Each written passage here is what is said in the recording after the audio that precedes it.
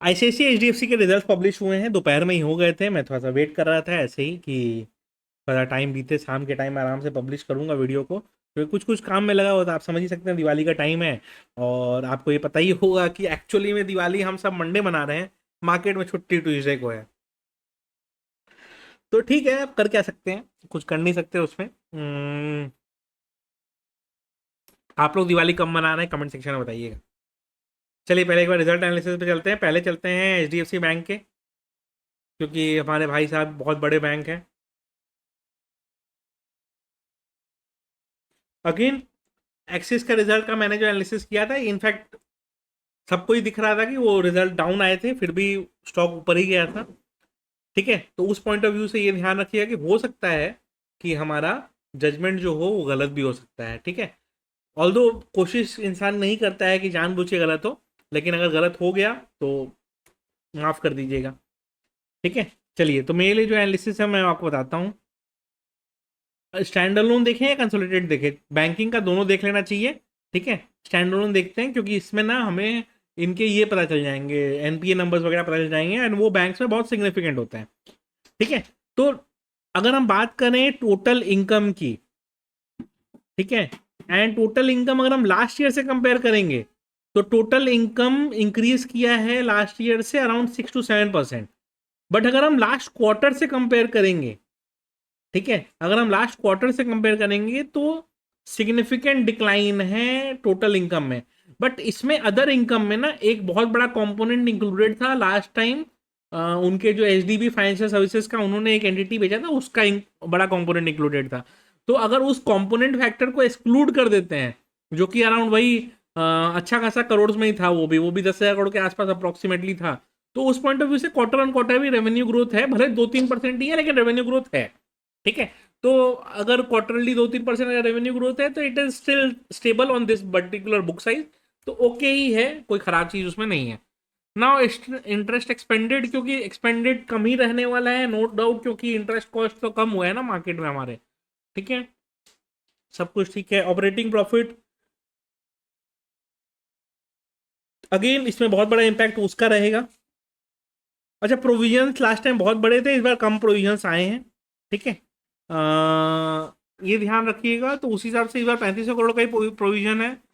तो प्रॉफिटेबिलिटी बहुत अच्छे से मेंटेन रही है। अगर हम लास्ट ईयर से बात करें तो 11-12% का इंक्रीज है, लास्ट क्वार्टर से बात करें तो 2-3% का इंक्रीज है। सो इन शॉर्ट प्रॉफिटेबिलिटी अच्छे से इंक्रीज करी है। Capital adequacy stable around almost 20% के आसपास चल रही है। एनपीए डिक्लाइन किया है।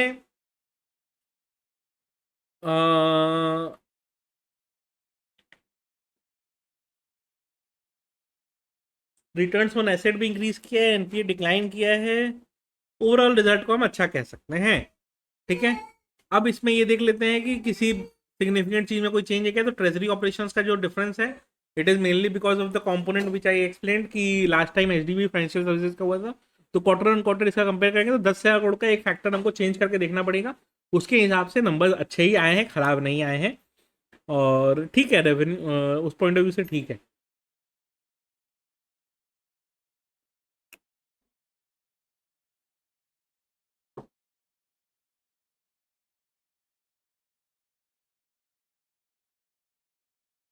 और कंसोलिडेट का एक बार देख लेते हैं। कंसोलिडेट में क्या है, कंसोलिडेट में भी वही है कहानी। रेवेन्यू में, अच्छा, कंसोलिडेटेड में टोटल इनकम लास्ट ईयर से भी डिक्लाइन किया है। ओके, मींस कोई एक बिजनेस तो अंडर परफॉर्म करा है। मेनली इंश्योरेंस वाला ही बिजनेस होगा, बाकी सब तो ठीक चल रहा है। ठीक है, ठीक है, ठीक है। प्रॉफिटेबिलिटी भी ठीक ठाक मेंटेन्ड है, तो कोई चैलेंज नहीं है, कोई दिक्कत नहीं है। मेजरली प्रोविजंस का ही डिफरेंस है, तो ऐसा कोई चैलेंज नहीं है। रेवेन्यू नहीं इंक्रीज करा है, तो इंश्योरेंस बिजनेस में ही मेनली बिजनेस में डिक्लाइन है। ठीक है, और 2 स्टार इन्होंने मारा है, तो देख लेते हैं क्या स्टार है दोनों का। इंक्लूड ऑपरेशन, हाँ ठीक है ना, ये तो मालूम ही है ना कि तुम्हारा इंश्योरेंस बिजनेस में एचडीएफसी एग्रो और वो है। तो इंश्योरेंस बिजनेस थोड़ा सा डिक्लाइन करा है इनका। तो ठीक है, ओवरऑल रिजल्ट अगर एचडीएफसी पॉइंट ऑफ व्यू से देखें तो रिजल्ट अच्छा ही है। इंश्योरेंस बिजनेस डिक्लाइन किया है तो इंश्योरेंस कंपनी पर असर पड़ेगा। ओवरऑल अगर इनका बिजनेस पॉइंट ऑफ व्यू से देखें तो बिजनेस अच्छा हुआ है, कोई खराब नहीं हुआ है। स्टॉक अच्छा खासा रनअप में ऑलरेडी चल रहा है। अगर पुराने प्राइस के हिसाब से देखें तो 2000 के आसपास है, मतलब अभी तो 1000 चल रहा है, बट स्प्लिट के हिसाब से देखें तो 2000 के आसपास चल रहा है, तो टेक्निकली अच्छे खासे लेवल्स पे ही है। ठीक है, अब आते हैं आईसीआईसी के रिजल्ट्स पे। आईसीआईसी में देख लेते हैं क्या रिजल्ट्स आए हैं। अगेन इसका टोटल इनकम लास्ट ईयर से कंपेयर करेंगे तो इंक्रीज किया है आपका रफली 4%। लास्ट क्वार्टर से कंपेयर करेंगे तो थोड़ा सा आपको डिक्लाइन दिखेगा रेवेन्यू में। ओके,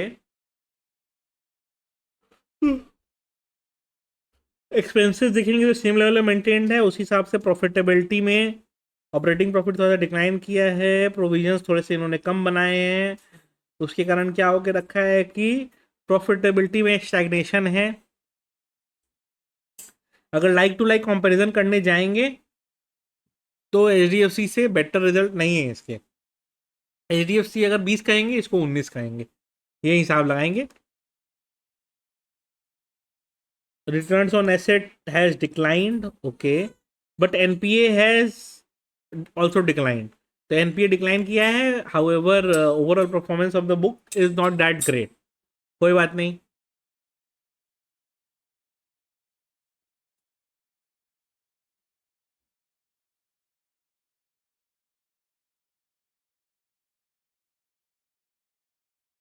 वही ट्रेजरी वाला ही ऑपरेशन में थोड़ा सा रेवेन्यू में डिक्लाइन है, बाकी सब तो ठीक ही है। मतलब बेसिकली शेयर मार्केट से इनका जो पैसा कमाना है वो थोड़ा सा कम होकर रखा हुआ है। कंसोलिडेटेड का देखेंगे तो टोटल इनकम स्टेबल ग्रोथ है, और एक्सपेंडिचर का देखेंगे तो ठीक है, प्रॉफिटेबिलिटी देखेंगे तो स्टैग्नेंट है। तो प्रॉफिटेबिलिटी में स्टैग्नेशन इसका स्टैंडअलोन बोले या कंसोलिडेटेड बोले दोनों जगह है। तो ओवरऑल मेरे हिसाब से इसका रिजल्ट बहुत ग्रेट नहीं कहेंगे, और रिजल्ट थोड़ा सा इससे बेटर ही आया है एचडीएफसी का।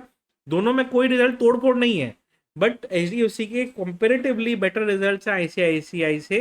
और भी बैंक्स के रिजल्ट पब्लिश हुए हैं, बट मेजरली यही दो बैंक्स का ही बहुत बड़ा इम्पैक्ट रहता है, क्योंकि यही दोनों अकेले 55-56% है और बैंक निफ्टी, राइट।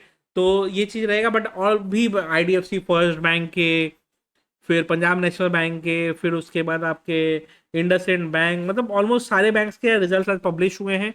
ये दो मेजर बैंक्स थे, हमने डिस्कस करा। अगेन टू रीइटरेट, एचडीएफसी के रिजल्ट्स बेटर हैं, आईसीआईसी के भी रिजल्ट्स अच्छे हैं, बट कंपैरेटिवली रिलेटिव कंपैरिजन में जाएंगे तो एचडीएफसी के अच्छे हैं। बट दोनों रिजल्ट ऐसा कोई तोड़ फोड़ नहीं है जिसके कारण स्टॉक बहुत ज़्यादा कोई रैली कर जाए, या ऐसा कोई पैटर्न नहीं दिखाई दे रहा है। तो स्टैग्नेशन दिख रहा है क्लियर कट प्रॉफिटेबिलिटी में, और ये आगे चल के और बढ़ने वाला है, तो वो थोड़ा सा एक चैलेंज रहेगा आगे के लिए। आई डोंट थिंक सो कि मार्केट इसके लिए कोई बहुत बड़ा रिएक्शन आपको देता हुआ दिखाई देगा। वीडियो अच्छी लगी हो तो लाइक जरूर कर दीजिएगा।